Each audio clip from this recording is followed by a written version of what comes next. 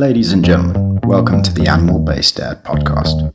This is the show where, between my guest interviews with subject matter experts and topic specific deep dives, the aim is to arm you with actionable insights and information on how to prioritize your metabolic health and improve your overall health and well-being.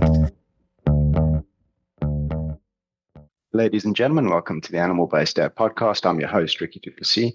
My guest today is a man that I've been connected with over social media for a number of years now. He is someone whose advocacy of metabolic health and well-being is something I've truly come to admire, and it is my great honor and privilege to have him as my guest today. Dr. Randal Hansen, welcome to the show, sir. I'm very excited to be here, Ricky, and thank you for inviting me. Oh, you're most welcome. Most welcome. Dr. Hansen, for the audience, I wonder if you wouldn't mind just giving us a brief synopsis. Who are you? Where have you come from? How did you get into the space? Boy, that's a great question. I'll try to keep it short so we have other things to talk about. But the thing that started me in this field 25 years ago was I read a book, and in the book, the author said, refined sugar is the greatest evil to ever enter the household. And I thought, come on, refined sugar, it's everywhere. How could that be the greatest evil? And as soon as I did one little dig into it, not only saw the lies and the money, the bribes that the sugar industry put into fake research, but it's true if we look, especially from a metabolic health standpoint. But even back then, before we sort of had metabolic health, it was obvious that sugar plays a major role in health issues. And so that started the process. I was mostly in kind of the wellness space, writing about why you should exercise and better sleep and these things that we talk about today. But I kind of stayed on the sidelines. And then about 14 years ago, I accidentally started a healing journey. And that got me into looking at the healing space and understanding how past experiences, what I call past trauma and others call past trauma, affects us both mentally and physically. And so that started me looking more at health again, because so much of our immune system is in our guts, and so much of our serotonin receptors are also in our gut. And so we have this question of how much does food, how much does trauma affect our mental health? But that led me into how much does food, especially the wrong foods, affect both our mental health and our physical health. Yeah. And that led me to the metabolic health field. And I'm just so grateful for this field of study, because it helps us clarify health so much better than just talking about symptom management or different pieces. This metabolic health is a whole picture, which is fantastic.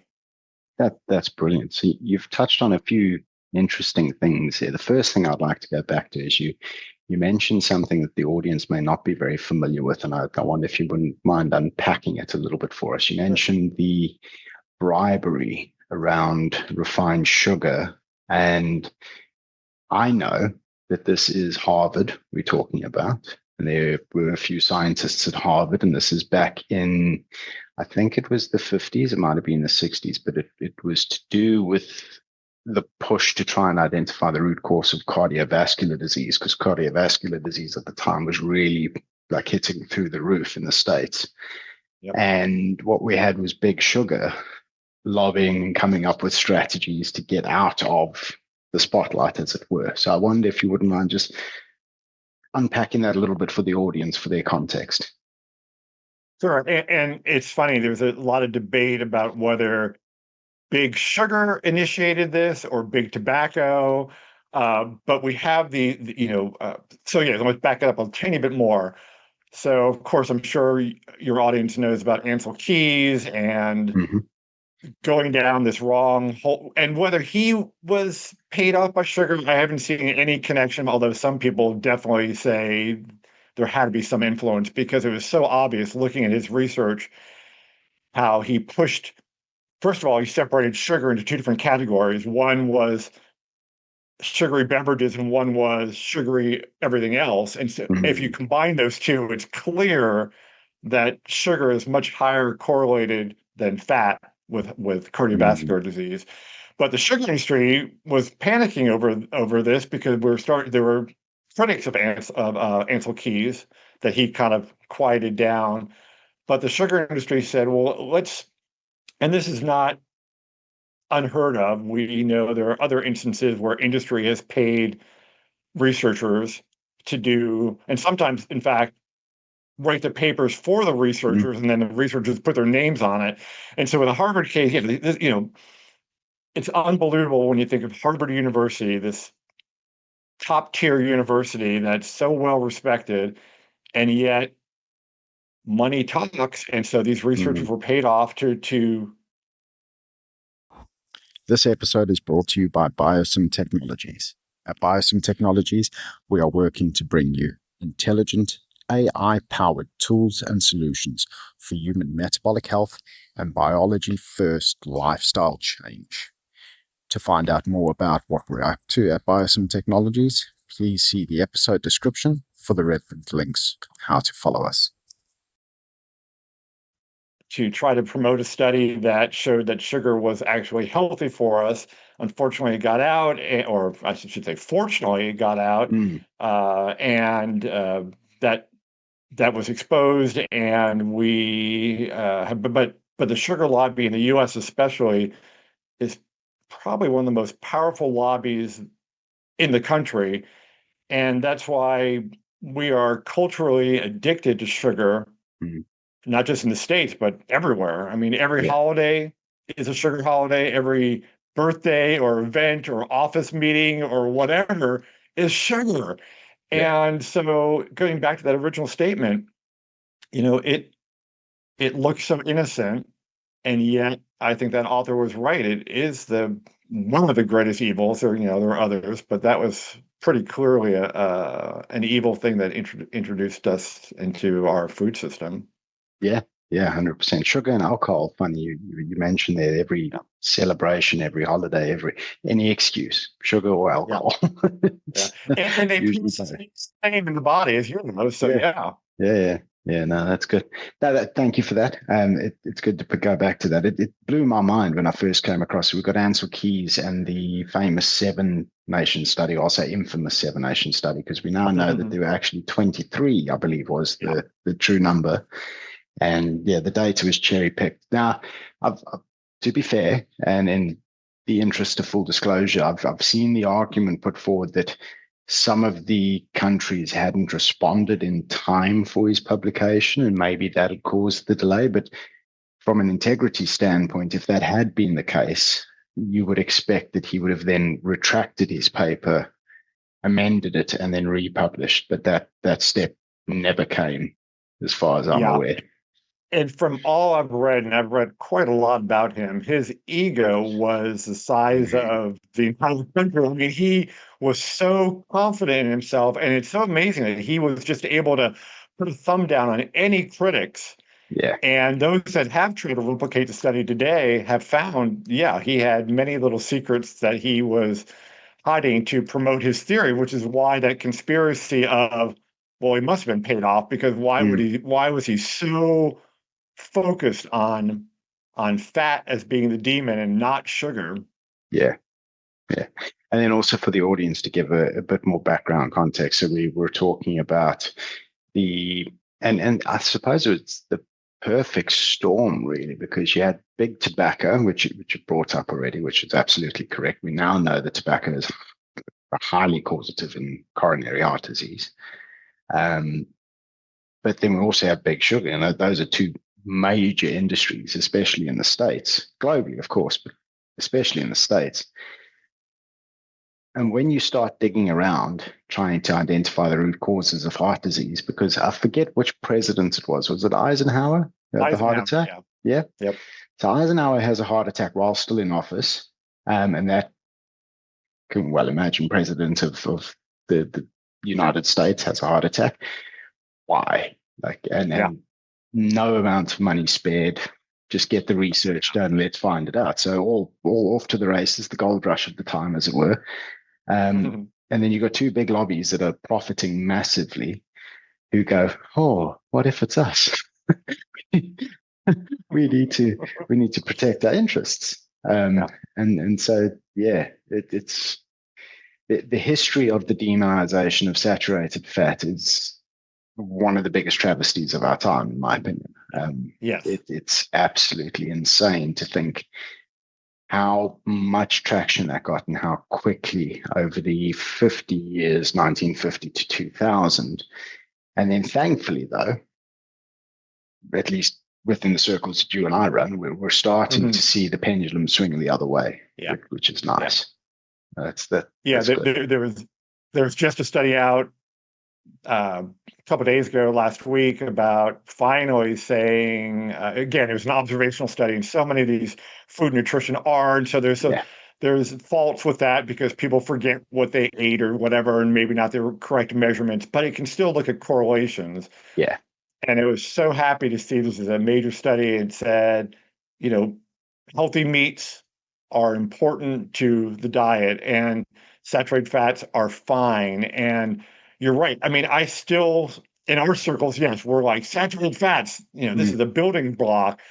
Outside world, still that myth continues so strongly. I don't understand it. It's, because and I saw this argument someone posted. By the way, there's a great book from an author on your side of the world, I think, called The Plant-Based Con. Yes. And I just finished reading that. And I wish it were a bestseller because it just picks apart all these arguments that people make, whether it's, the plant-based is going to save the world or whether that plant-based is a healthier protein. And, the author just, I love it. Just takes it down each notch, and that's what needs to be done because there's still so much misinformation out there. Hugely. Yes, no, I'm a big fan. And yeah, that's a whole different, interesting debate. That the plant-based versus animal-based world. I have a good time. Not so much on LinkedIn, but Facebook is fair game. Like it's like Facebook tries to pick fights with me because in my feed, vegan pages will come up, and I'm like, that's absolute nonsense. Let me jump in the comments and like, this is wrong, and then it just blows up. It goes absolutely mad. It's brilliant. That's brilliant. Dr. Hansen, you mentioned a bit of a health journey which really spurred you into your advocacy for health and wellness. Could you mind talking us through a bit of that? Because the reason I ask is that seems to be the common thread in our cohort. There's a journey and experience, a aha moment that each of us face where we have to stare in the mirror and go, we've got to fix some stuff. And that journey of fixing some stuff tends to be the thing that spurs us on and causes us to make something of it. Yeah, it is funny. And, whether we do it today or off camera, I'd love to hear your story because I don't think I've heard it yet. Yeah. But for me, first of all, the hat I wear most of the time is educator. And so one of the things that also drives me is misinformation or mistruths or lies, if we want to really be outright about it. But personally, so my story began, I was definitely in a workaholic stage of life. I was working two jobs. I was constantly under stress. I had gained weight, and so this book arrived just at the right time. And so I said, all right, well, I'm going to test this. I was a soda drinker back then, so I said, well, I'm just going to stop drinking soda, regular sugar or high fructose, full fat soda. Yeah, full fat. And so I said, "Oh, I'll just quit." I think I drank maybe one or two cans a day, so I'm just going to quit that. And in the first week, I started having more energy. I wasn't feeling those kind of swings up and down as the sugar went through my system. And in the first month, so I said, "Oh, I'm going to do the whole month." In the first month, I think I lost about 12 pounds Wow. just from not drinking soda. I changed nothing else. I really didn't start exercising at that point. It was just more of an experiment based on what I read in the book. Hmm. And that then said, I said, well, okay, well, what else has sugar in it that I'm consuming? And that is one of my goals today for everyone to do is just start looking at ingredients lists because Hmm. I started picking up and looking at my ketchup has sugar in it. Yeah. My salad dressing has sugar in it. My bread, well, I wasn't eating, I don't think I was eating bread back then, but bread has sugar, which is crazy to me. And almost every single processed and ultra processed food in the store had some amount of sugar, sometimes Yeah. multiple sugars. And so that then led me into this crazy dive of I need to start making my own salad dressing. I need to start making my own ketchup. And then eventually we started seeing sugar-free options, but that wasn't until maybe Hmm. 10 years ago, really. Yeah. Uh, and then from that, from that point, it was okay, well, what else? Sugar is the worst thing, but what else? And I started, digging into the wellness space, and obviously exercise. I wasn't doing enough, so I started riding my bike to one of my jobs, which was a great thing to do, and that helped more energy, more weight loss. Uh, Started trying to focus a little more on my sleep, but the workaholic in me kind of blocked that aspect of it. But I was living in Florida then, so I was definitely was looking at trying to get more sun exposure, being out in nature, and trying to do these little bits. And then as I was doing, researching this and doing this, writing about it so other people could learn about it. Nice. And that was, like I said, that was kind of my space for about 10 years until I moved across the country on a whim. I bought this raw land that just had trees and shrubs growing in it, and it was way overgrown. And I said, "Well, I'm going to bring this forest, this land to health," and not realizing that the reverse happened, that the forest brought me to health because during this Hmm. time I was by myself, and I had quit both those jobs, so I was just doing this out in nature, living, rising with the sunrise, going to bed, with sunset, all these good things. And I just exercised all these demons I had, both things that had done to me, things I had done in because of my trauma, Hmm. forgiving myself, forgiving others, and that just raised my health and healing to a much higher level. And so when I look at this whole field, I think, as you do too, there are multiple things besides just food that we need to do. Food Oh, yeah. system, I think, by far number one, because we are so much on this convenience, what I call imposter food diet, Yes. because it looks like the food we used to know. It looks like grandma's apple pie. Hmm. Not that we would eat the apple pie today, but or grandma's meatloaf, let's say. But instead, you look at the ingredients, instead of having just ground beef and spices, it has 20 other ingredients, preservatives, flavorings, Yeah. colorings. And so that's the problem. Most of us are eating these imposter foods because that's what's in our grocery stores. Yeah. Yeah. It's, We it's convenient and available. It's convenient and available, and we think, well, if they're selling it, it has to be safe. And yes, it's safe on the food safety side of it most of the time, but not on the health Hmm. side of it. Yeah. That's a good point. And I'm a big fan of RFK Jr. Yeah. I like the work that he's doing, and I'm really, really pleased with the position that he now holds in your current government. Um, but I saw a talk of his a while back talking about cumulative dose poisoning and Mm. his argument around food safety standards and the way that they measure whether a substance is food safe or not. And I found it quite eye opening from his perspective that the dose safety standards weren't looking at whether there was a build up or an accumulation effect over time. It was sort of done, if I've understood correctly, in a single dose at a time Yep. view. And yes, for Yeah. that single dose, that one window of time, you're fine. But many of these things, especially things that are fat soluble, end up building up in our adipose tissue and our visceral fat and become toxic time bombs, for lack of a more eloquent expression. But yeah, so that's an interesting point about the modern processed food environment and all these things that are safe for us. But do we really understand how they build up in the system and how they affect us over time if they're accumulating? And I don't think that we do yet.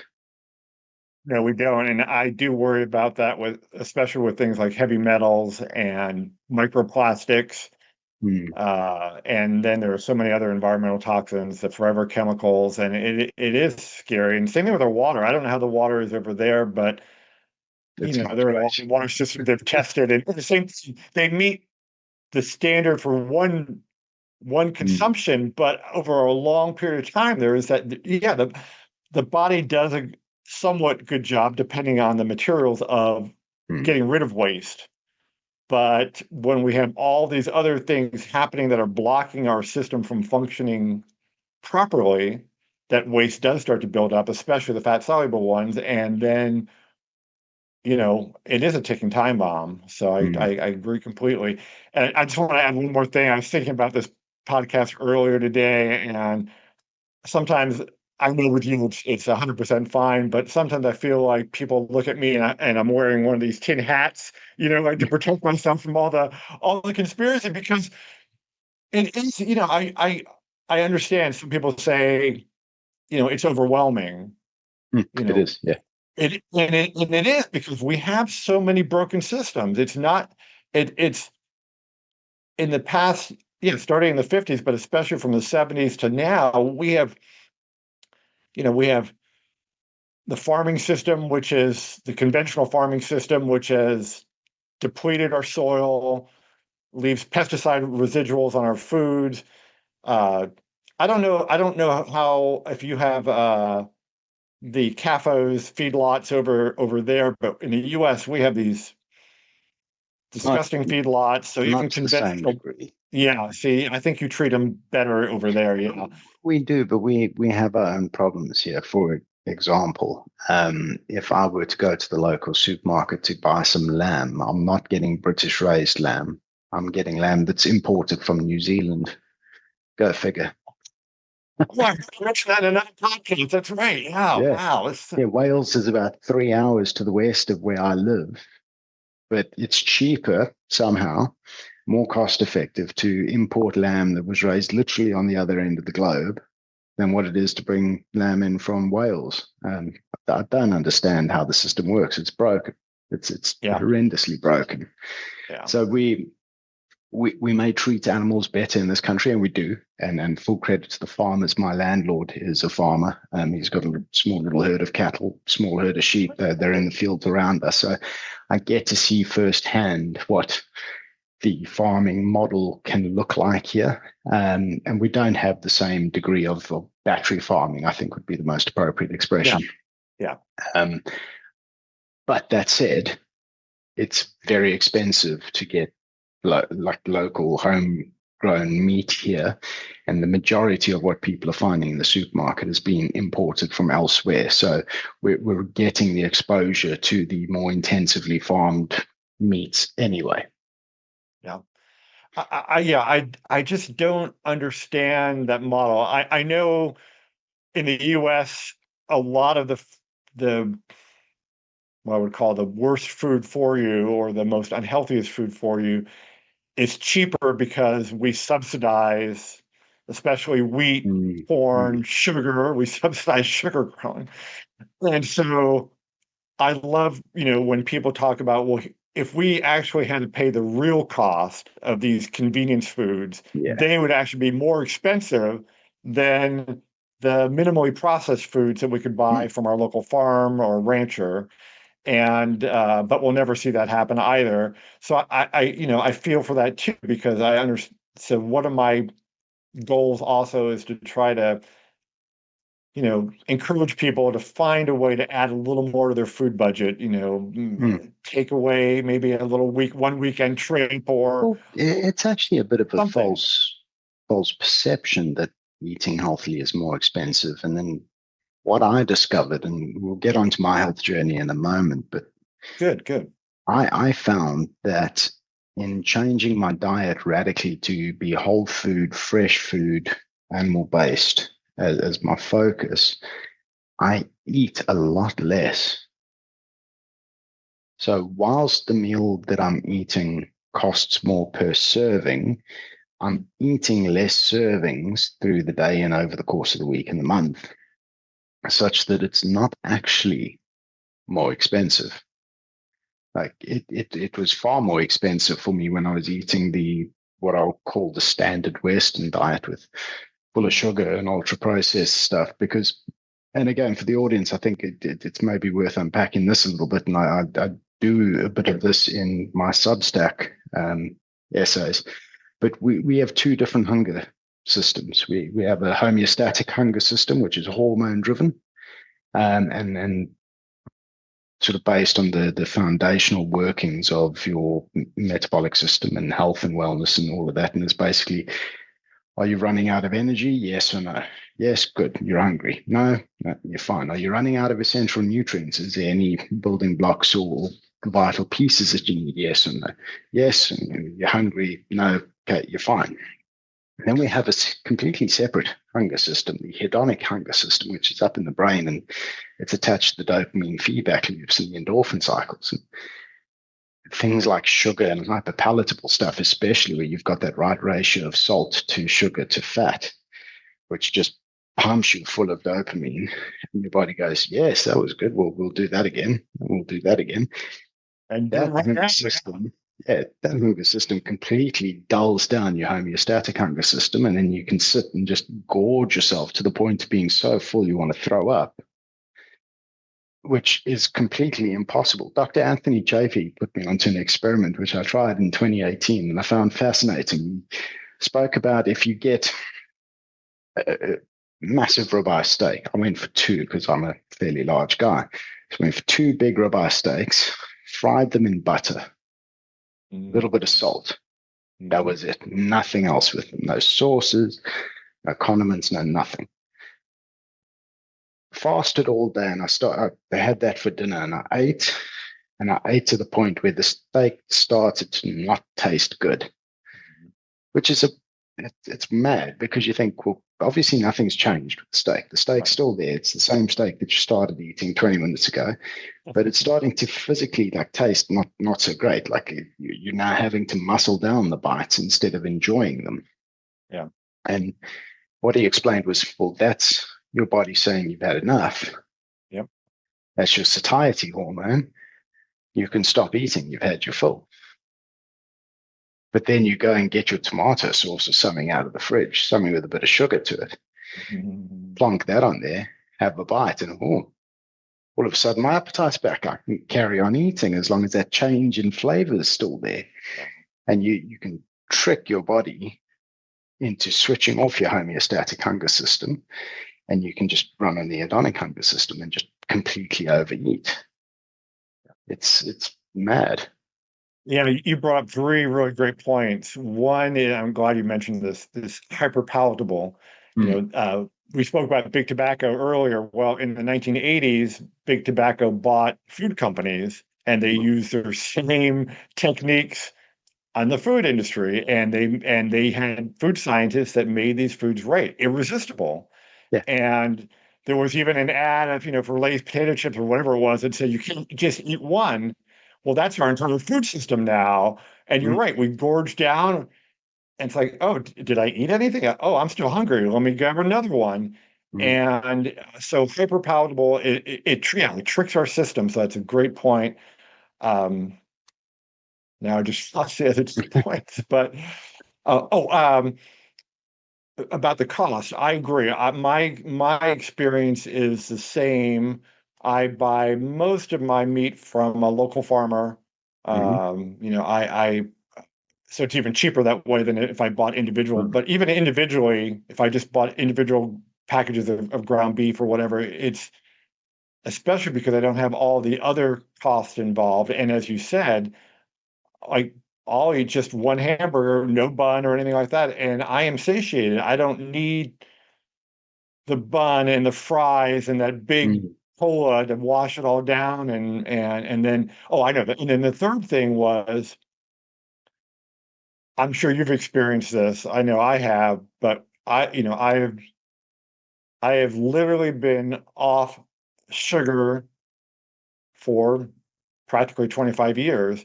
And I still remember that when I first was doing that, a colleague said to me, "Oh my God, your brain is going to shrivel up and die because your brain needs sugar." And I'm like, no, no, no, no, no. But back to the sugar point, our taste buds have been hijacked by this hyper palatable food as mm, well.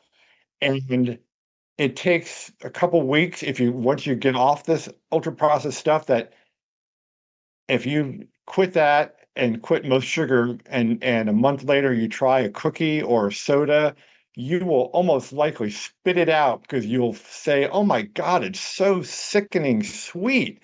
Because that's the other thing. We have sweetened up everything to the point yeah. of, it's ridiculous. There's a drink here in the States by one of the fast food companies that in their large glass of it's something like pink raspberry pomegranate or something. It has 120 grams of sugar in Wow. one drink. And can you imagine what your body That's like goes to drinking shock? syrup. Yeah, yeah. That's bad. So Yeah. yeah, I just wanted to highlight those points that you had made. So thank you for that. Yeah, no, brilliant, brilliant. In full honesty, I've not been as well behaved as you.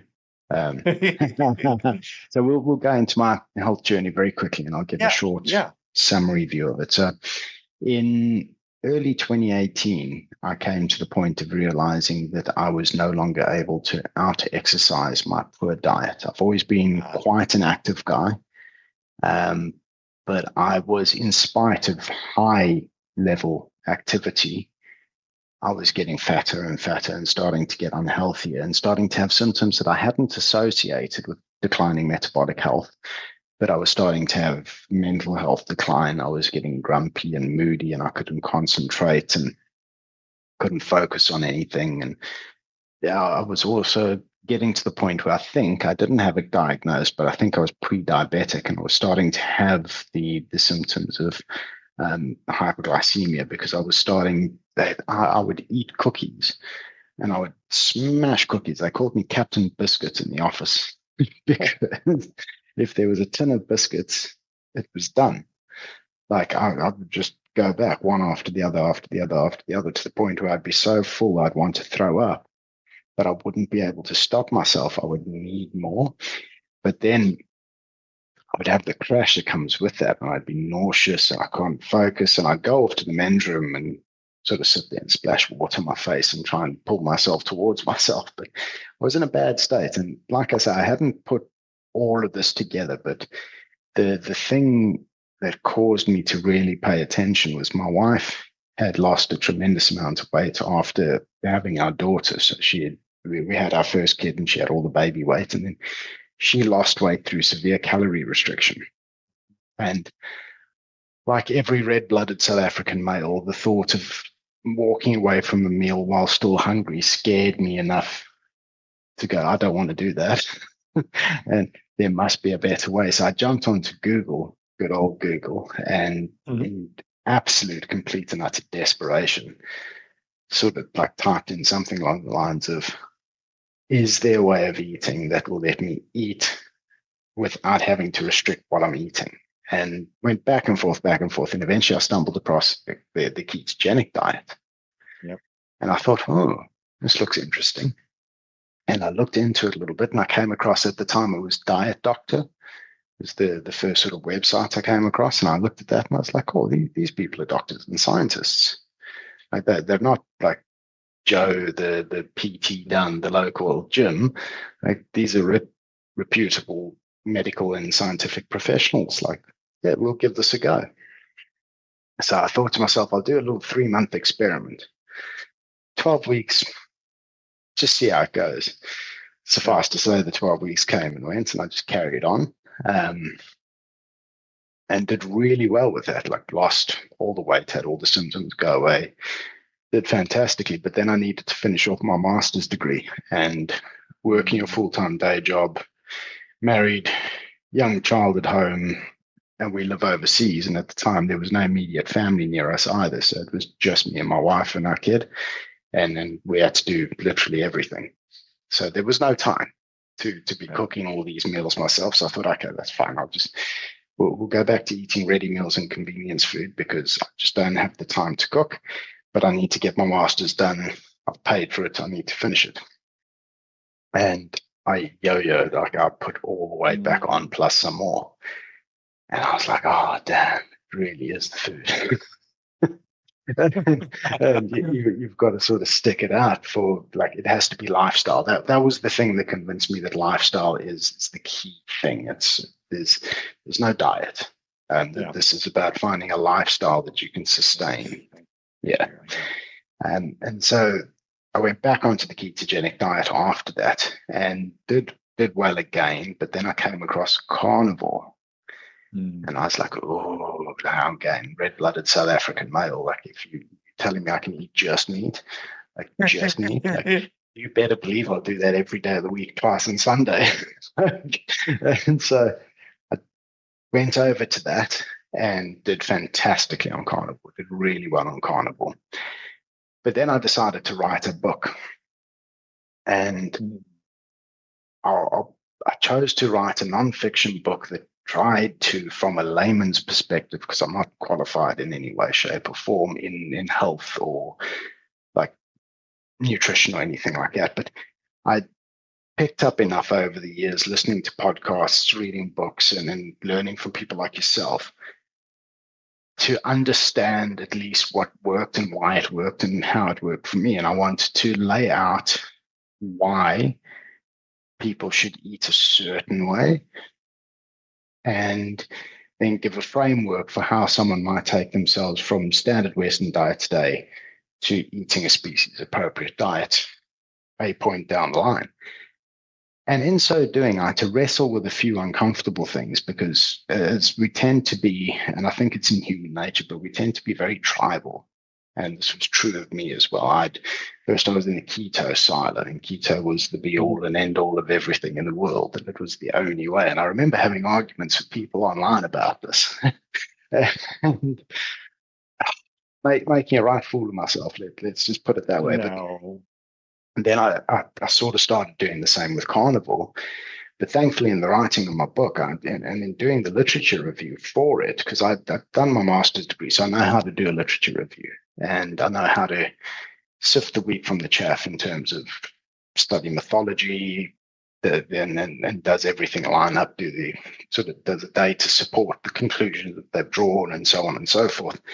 And I came across enough evidence to suggest that, well, we actually have a bit of a dietary range because we're a bit of a unique animal. We came from a frugivorous sort of origin way back when, but then at some point we changed and we became a little bit more omnivorous and then a little bit more carnivore focused. But we've always sustained this digestive flexibility, this adaptability to go back to using plants. But as a fallback, as an anti-starvation mechanism. And so I looked at that and like, okay, well, but how is it here and today in this modern age that people are living a plant-based life? And I'm connected to people like that who are plant-based for ethical reasons, they put it. And whilst I don't agree with their take on that, I fully applaud their conviction. And I'm glad that they found something that they can stick by. Yeah. They're healthy and they're doing well. And I need to explain that. And then I started looking into what was available to eat if we go back pre the dawn of agriculture versus what's available to eat now. And I was like, it's a whole different landscape. It's a completely different animal or plant, so to speak. And yeah, I did this long back and forth, and I came to the conclusion that, you know what, like we have a range, and I call it in my book, I call the hypercarnivore range, where I find the evidence of human beings being hypercarnivores according to our digestive capacity the most compelling. There's many different arguments and many different ways of sort of splitting those hairs, but I think the argument put forward by Dr. Mick Bendor and his team at the University of Tel Aviv is extremely compelling, and looking at stable isotope analysis and stuff like that. And what that means for us is we are able to thrive on 100% animal food, but we can also move across the spectrum back towards a mix. And I'd say the ideal, according to the evidence that I've looked at, is somewhere between 100% animal, 0% plant to 70% animal, 30% plant, give or take. But the key takeaways are it's focused on essential nutrients. Yep. It's low carb. Yep. And it's whole foods. Yes.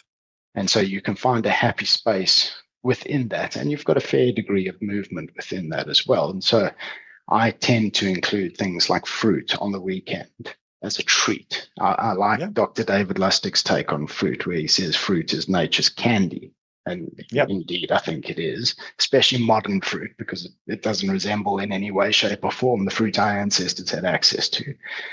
But I will use that as a treat on the weekend. So I do still have some sugar exposure, but not consistent. It's not a staple in my diet. Yeah. And then every now and then, for example, if this past weekend was my 40th birthday, so thank you. My wife made a South African classic, a peppermint crisp tart, which for any South African that was a bit like that, oh, it's a big deal, man. It's a big deal. That's a proper treat. And so I happily had a good helping of that, because hey, it's just one of those things. We come back to what we were saying at the beginning of the conversation, any celebration. But yeah, so I'm not too militant about it, but it certainly accounts for less than 5% of my intake overall, and I seem to be doing all right like that. Yeah, I love your approach. By the way, I told you this before we recorded, but I love Conquering King's Stomach. What a great title for a book! So congratulations on that. I agree with everything you said. It's amazing your wife was able to lose that weight on just calorie restriction, because that any kind of diet that my book is called The Healing Revolution Diet, and I've had this big argument with one of my mentors who kept, he would literally send me an email every day or text me, "You can't use the word diet in your book because you're not talking about a diet." And I said, "I know, but diet books get a lot of attention. So if I have diet in it, it's going to lead people sneakily to the book, where basically I say this is the anti-diet book, because that's the problem. Before I did the sugar thing, like you, I was, I said I was putting on weight, and I said, oh, I tried everything. I tried making it my own diet, like the popcorn diet. All I ate was popcorn, it's dumb things like that. And then you like, oh, as soon as you are unrestricted, you go crazy. Like, yeah, there's that box of tin, or that tin of cookies. I'm going to eat the whole thing. And so calorie restriction is definitely the wrong way to go. And I also agree with you that I think the vast majority of us are omnivores, and somewhere in that spectrum. And carnivore, still, first of all, I think the debates of especially carnivores versus vegans, but even Mediterranean diet versus mind diet, it's like so much noise, and it's ridiculous, because if they work for you, that's all that matters. I have a good friend of mine, who had Lyme disease undetected for 15 years. She was so sick. She kept going to doctors. They kept giving her different medications, and they finally said, you need to be on an all plant diet. completely vegan. And so she tried that. She lost so much weight, and she's a kind of a small woman anyway. I mean, she was down in the double digits. I think it was 69 pounds or something Yeah, ridiculously. that's And she was close to death. And mm, finally, someone said, you need to try carnivore because it worked for me and you should try it. And she has been on carnivore since then, now I think about 5 years. nice, And her health is amazing. nice. Complete turnaround. And some people say, oh, well, it's carnivore because it's a complete elimination diet. Well, sure, it is. And that's a great way to start because you're Mm. only eating meat. In fact, she only eats wild game. And so she's even a tighter Yeah, carnivore. that's the best way. Like I that fantasy is about, and it's a lot more difficult in the UK. Here we call it deer stalking. Why it's called stalking, I don't know, because yeah, exactly. That's the reaction everyone gives. So they're like, you want to what? They, oh, I want to get into stalking. I want to hunt deer, but I can't call that here because it's called stalking, right? um, but it's a very difficult activity to get into because it's very how would you say it's a very upper class and elitist activity, and it's set up as such. It's extremely expensive. It's extremely tightly regulated. It's the barriers to entry are tremendous. But if you can get into it, what better way to source your meat than to go out and hunt fresh wild game, fill a chest freezer in season, and then just live off the meat out of your chest freezer through the off season? And oh, that's the dream. So I hope Yeah. to get into that. But yeah, that what a win for your friend. Like Yes. discovering carnivore, and I assume she's completely healed her Lyme disease at this point. Yeah, Yeah. it's absolutely amazing. Since that time, I've heard similar stories of different types of autoimmune disease Mm, and uh, so many things, so many conditions that people are struggling with. And again, for some people, I have another friend who did carnivore for 6 months and she lost so much weight and she couldn't stop losing weight. So she told me really guiltily, she's like, oh, I hope you don't mind. I got off carnivore and I'm doing kind of a keto something mix. And I said, it's your life. I'm a mm, health person. If carnivore works for you, fantastic. yeah. I'm curious. The only thing I'm curious about, and I think I'd love to see research in about 5 years, because there are people that have been on carnivore now about 10 years or so, maybe even longer, Yeah, but it seems there's like 10 many of years them is, longer. Yeah. yeah. I would love to see research because I am intrigued by the microbiome, and I see so much benefit of having a healthy microbiome because again, our standard American or standard world Western diet, just destroys our microbiome at the same Mm. time. And yet, but the microbiome theory suggests we need fiber.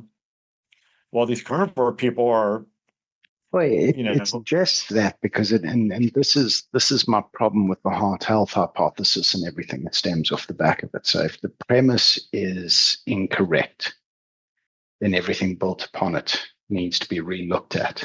Um, so all the sort of seminal theories around microbiome and what is and what isn't a healthy microbiome stems from a modern epidemiological look at what a human diet should be, which is an omnivore that needs fiber. Da, da, da, da, da, da, da. So if that's your starting point as the basis, then you're going to think that everything needs to be based upon that. I fundamentally disagree. I think that the biome is adaptable, and the biome will adapt to what you are feeding yourself. It will either adapt for your benefit or it'll maladapt for your harm. And I know from my own experience with the move to carnivore, like my gut was absolutely fine. My health improved tremendously. And my theory is, and obviously it's a theory because I've not had it tested or anything like that, but I think the biome will shift and the species that are able to survive off of animal based foods, dairies and stuff like that, will thrive. Whereas yeah, the species that require fiber and starches and stuff like that will die off. And the opposite is true. And I think where the biggest problem comes in and where dysbiosis sets in is where people flip flop between the two. And especially with the inclusion of hyper processed stuff, which causes systemic inflammation. Yeah. So yeah, I agree with you. It's an interesting point, and I look forward to the data sort of catching up. But I think that a whole food diet, whether it's animal-based or omnivorous, I think the biome adapts. And as long as you're not flip-flopping between the two and you're giving the body a chance to sort of adapt with you, you'll be absolutely fine. And a good, I've got a friend, won't mention his name because I haven't asked his permission to tell his story. He follows me, and he is someone I've known since school. And he thought he would try a carnivore diet off the back of some of my advocacy for it. And he didn't ask questions, and I didn't give too much advice. But he went whole hog. He's one of these like all or nothing type people. So he dove straight in the deep end, and he gave himself the squirts to the point he nearly put himself in the hospital.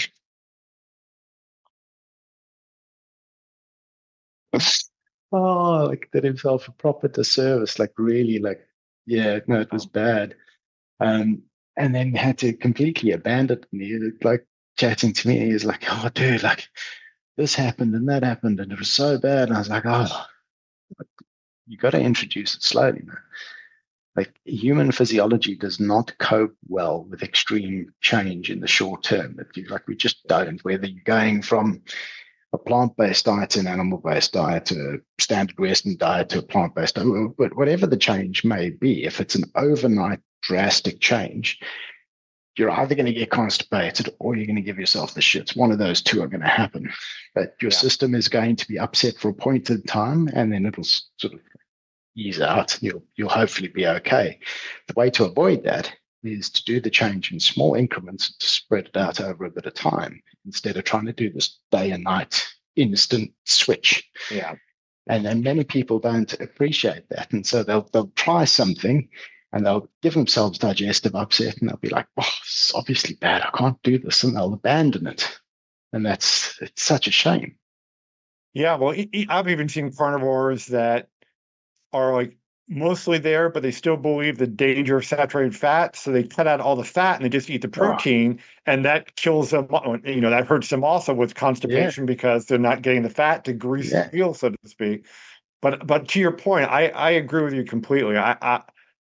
I still think it would be fascinating if we can study the microbiomes of carnivores, and ideally, even, I know it's not possible, but it'd be cool to see before, if they hadn't started it, before they started, what it looked like. And then as they eased into it, and then 5 years later, look at it again, some kind of longitudinal study.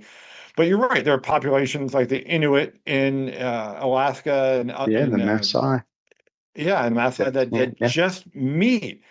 And so these arguments are ridiculous, but it also brings me back to the point of we're so disconnected from our bodies. We need to listen.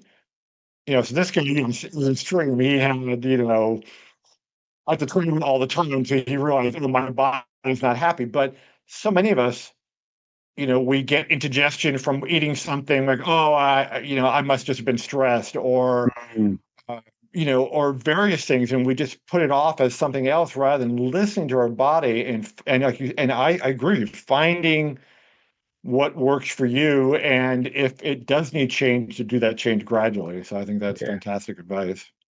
Yeah, thank you. You also bring up a classic there, the indigestion argument, and I've come to loathe with a passion the antacid market. Because and I just wish people would clock this, because you eat something and it gives you digestive upset, gives you heartburn, and modern sort of the modern take on this is, "Oh, I've got excess stomach acid. Well, I better pop an antacid to calm that down." And you just go, "No, you've eaten something your system doesn't like. How about you just don't eat that? Did you have heartburn when you didn't eat that? No. Oh, great. How about we go back to that instead?" It's not that you have too much stomach acid. It's that what you've eaten, your body doesn't like. Yep. Exactly. It's mad. Exactly. And that brings up, of course, one of my big pet peeves, which is, we have whether it's over the counter or prescription, we have a pill or an injectable for every ill. Mm, So I have indigestion, I'm taking an acid, I have high blood pressure, I'll take a medicine for that. If I have, and all these things. And if we just focused on our our food or diet and our lifestyle, we wouldn't need all these little band-aids that we're putting on. And the mm, scary part to me, I don't know how it is for you, but in the States, we have people in their 30s and 40s that are basically in polypharmacy. They're taking 5 or more pills each day, mhm. you know, uh, to cover their symptoms. And it's crazy because that's typically only found in the elderly, where they might be, on a blood pressure and a heart pill and things like that. And if we're seeing Yeah, in the 30s and 40s, it's like, please, if that's not a wake-up call, I don't know what yeah, no, is. it's mad. It's mad. You mentioned band-aids there, and I think that's the perfect analogy because if we think about it, it's all symptom management. There's little to nothing in the pharmaceutical space that actually focuses on root cause and resolution. It just manages symptoms. And that, like, what a business model. Oh Like, yeah. if your game is profit and you can manage symptoms without curing the disease, you're off to the races, man. And for many of them, it becomes a lifetime Yeah, medication. So it's also not only a profit today, but the profit for the next how many yeah, yeah. decades. And User yeah, it's retention. built in. Yeah, Yeah, no, yeah. it's It's insane. horrible how we let that happen. I don't Mm. know how, but we have. Yeah, yeah, no, it is insane. So Dr. Hansen, talk to us about your books a little bit, because that's a fascinating journey. Is it? So I've written one. I'm halfway through my second, and it's a journey. Yeah. Well, the first book, talking about brilliant titles, I thought this was a brilliant title until I realized that no one wants to actually admit this or talk about it, or so it seems. But so my first book, um, like I said, I had done all these articles on health and wellness, but I wasn't really thinking about a book in that area. But I just stumbled upon Dr. Gabor Mate, who is this just fascinating doctor and really talking about how past trauma affects us. And so my first book was called Triumph Over Trauma. And I thought, Hmm. is that a book that has a hopeful title to it? We can triumph over this. We can triumph over things that have, what happens is we typically, if we have, if something happens to us or something is withheld from us that we expect, like love or something like that, Mm. we most of us don't process that. We push it down. I grew up in a family where we swept it under the rug. That's what we called it. Mhm. And don't let the neighbors know. Keep it Mm. quiet. And so eventually that builds up. My workaholism, I can look back now and say that was purely from trauma. If I slowed down enough, I was going to have to face it. So I was just go So get two that's a jobs, coping mechanism. Yeah. coping mechanism. Yeah. Mm. Um, And so during writing that book, I realized that people that were uh, healing themselves were also doing things like getting out in nature Hmm. and doing breath work, meditation, and food was a big issue. And so that led to this book called Heal, which is looking at these holistic measures of healing. And I thought I was done after the first book. And then the the more I looked at nutrition and the more, like I said, I'm an educator, and the more lies that I saw, starting with Ansel Keys and all the way forward, and still today, it drives me crazy that we have all these low fat and fat free products out there Yeah. in the market, most of which have so many added toxic ingredients to make up for the healthy fat they Yeah. removed. And so it just drove me crazy. And I said, I need to write this book, The Healing Revolution Diet, that says, let's just let's go back, do a timeline, see all these places where we went wrong, and why you need to flip that understanding of what you think healthy food is, what you think a healthy diet is, and I mean, even all our dietary recommendations have been upside down. I think, I don't know if you have something similar to it was the food pyramid, and now it's the plate or healthy plate or my plate. The eat well plate, yeah. Yeah. And I think with RFK, this new one's going to be, people are going to be shocked because I think it's going to be a pretty big change. But I hope so.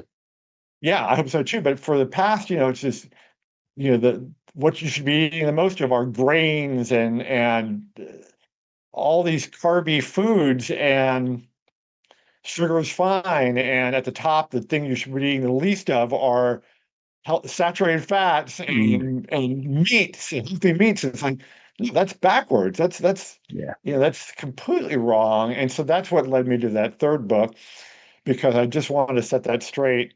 And then finally, I have a new ebook coming out in September, and it's just a curated collection of my most popular articles on health and healing, and it's like $1.50 in states, and I might even make it cheaper. And my goal is just to get it out there to everybody. I want this information. It's free on my website, but sometimes people want it all in one nice little package. And so this book, that's why it's just gonna be a Kindle or an ebook, because I don't want to make it a $20 paperback, because I want this available to everybody. And so that, and again, that just is back to my goal. I just want to shout from the rooftops, and I'm doing it in the printed word is mine with you. Thank you.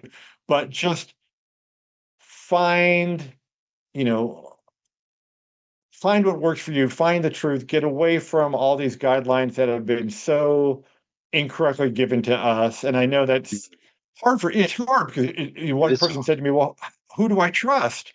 And it's like, so I say, well, first of all, if they mention metabolic health, that's number one clue, because before, like I still have people looking at they get a lipid panel from their doctor, and it's a standard panel, and oh, LDL is high. Oh, warning, warning, we better put you on a statin. It's like, and even the drug, I get the panel both from my the blood center that analyzes it, and then I also get it from my doctor. And both times it's like LDL in red. Oh my God. And then ignore triglycerides completely. And so back to who do you trust? I say look for naturopath, look for functional, look for metabolic health, because these are clues that these people are at least understanding the current research or current thinking about what drives health. And one last thing I want to add to your story is, yeah, your story and my story are the same. We gained weight, we knew it, we felt it. I was starting to have to get new shirts in a larger size. And like, okay, I don't like this. But you can be skinny, you can look healthy, and still be metabolically unhealthy. And that is critical to understand, because I have people like, oh, I load up on sugar before I work out, and look at me, I'm ripped and all that. And I'm like, okay, what's your blood work say? And all these things. What's your metabolic health look like?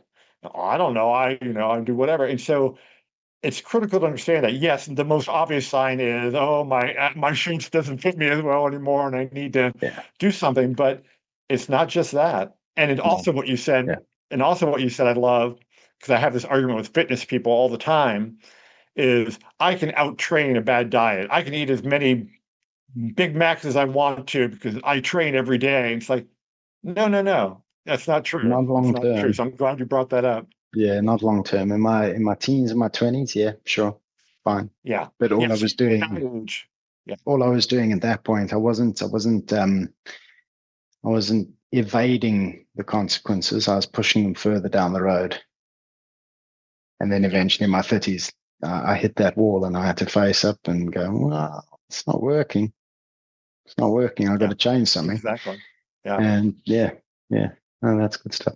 Well, Dr. Hansen, we could carry on for hours, but we'll stop there. And I'd love to have you back on again sometime. But for the audience, if you were to give them one key takeaway, one thing that you want them to, or one thing that you would like to really resonate with them from today's discussion, what would that be? I would say, please embrace your cooking skills, because back to what you said, real food is so important. And I think a generation has lost how to cook. And so we need to gain those cooking skills back. And it's so easy. You don't have to be a gourmet cook. You just need to cook real foods. And that's the healthiest thing you can do for yourself. That's brilliant.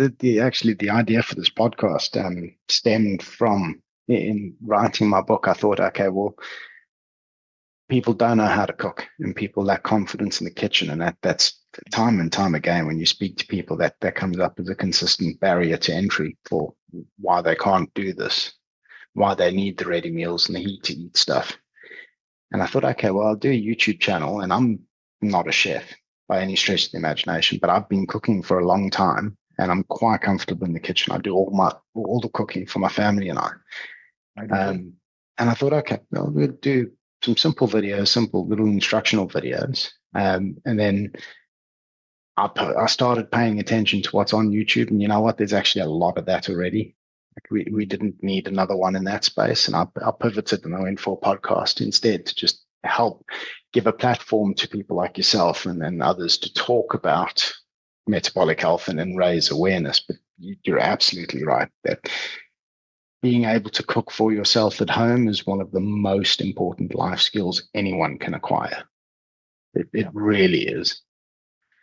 Agreed. So, no, that's brilliant. Hey, thank you, Dr. Hansen, so much. where can people find you? Obviously, you and I are connected online, but where can people look for you? My probably the best platform is LinkedIn. That's where I have bulk of my following. I do post on other social media, or they can go to my website, which has all the links to my social media, which is randallshansen.com. So my first two names and my middle initial. Cool. Brilliant. And for the audience, I'll post this link in the episode description. Well, wonderful. Dr. Hansen, thank you very much. It's been absolutely brilliant to have you on. I so appreciate this, Ricky, and it's been great to finally connect with you in person and have this chat. Yeah, no, it's been brilliant. Thank you for your time, everyone. Ladies and gentlemen, thank you very much for watching the episode. I hope that you found the conversation meaningful and informative, and I hope that it has empowered you with some tools and insights that you can take to tweak and improve your own lifestyle approach in pursuit of optimal metabolic health outcomes. If you've enjoyed the episode, and if you're enjoying the podcast, I'd like you to do me the kindness of please subscribing to the channel, giving it a like, maybe even giving it a share. Help to raise awareness and get the podcast in front of as many viewers as possible, because it is my passion to try and help as many people as possible to understand more of the nuance around metabolic health and how to tweak their lifestyle in pursuit of optimal outcomes. Also, if you have any constructive feedback, things that you think I could improve on, any critiques, any criticisms, please do feed them back. I give you my solemn word that I will take them seriously, and I will, to the best of my ability, work to improve and to give you a more refined and more targeted product as a result of your feedback. So I will take it seriously, and I'll do what I can to improve the show. But again, thank you very much for watching. Keep thriving.